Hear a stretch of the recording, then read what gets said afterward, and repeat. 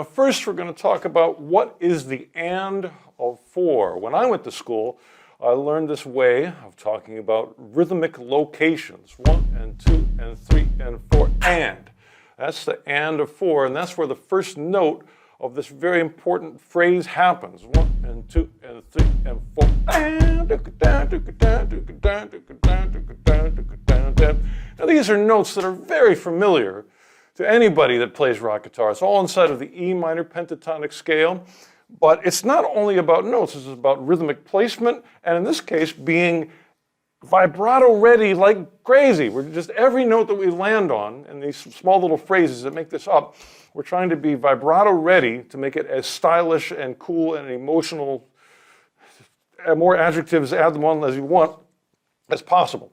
So here's what it sounds like one more time. 1, and if you remember, it starts in an and of 4. 1 and 2 and 3 and 4 and.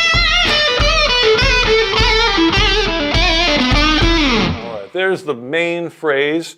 And what's the first note? It's a bend up to E from the D note. You don't really hear the D note because you just bend up immediately to that E with some vibrato. And then we're doing this da-da-da-da-da-da-da-da. You can already hear the pattern. There's small patterns. Da-da-da, 1, 2, 3 note patterns. 1, 2, 3, 1, 2, 3, 1, 2, 3, 1, 2, 3, 1, 2, 3. Those little 3 note patterns.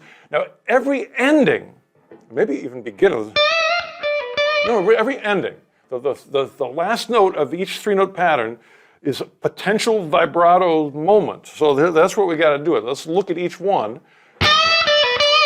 Now I'm going to recommend on the first one doing vibrato up towards the sky. And that would be like this. The thumb is over. And that's just safe, because if you do really crazy vibrato and you do it down, it can accidentally go off the edge of the neck, and that's not really a good sound. So we want to vibrato up. Now what's the next one? That's down. There's your next one, which should be B, A, B. I'm also, just to be safe, I'm going to vibrato that up. Now, this is one of these rare moments where I can't use the giant finger just because of the way it lays out in the scale.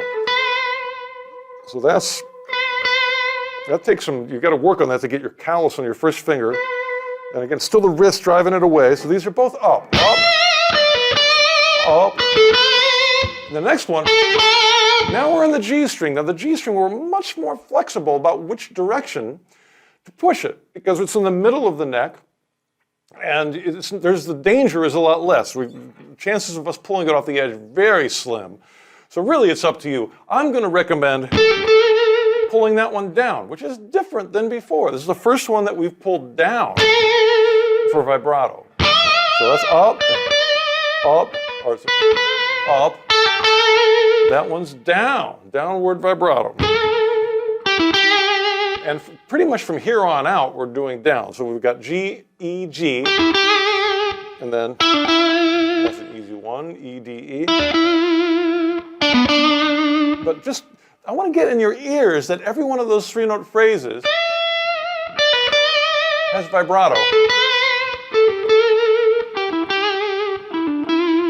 And then the end, you get to end it with maybe a slide or something stylish like that. Maybe.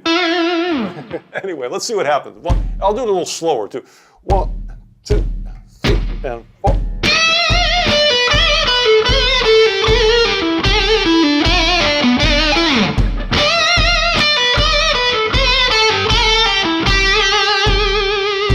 And the last one, I'm just going to sit in the G so I don't get bored of doing the same ending all the time. All right, so let me take one more look at this. 1 and 2, and nice and slow.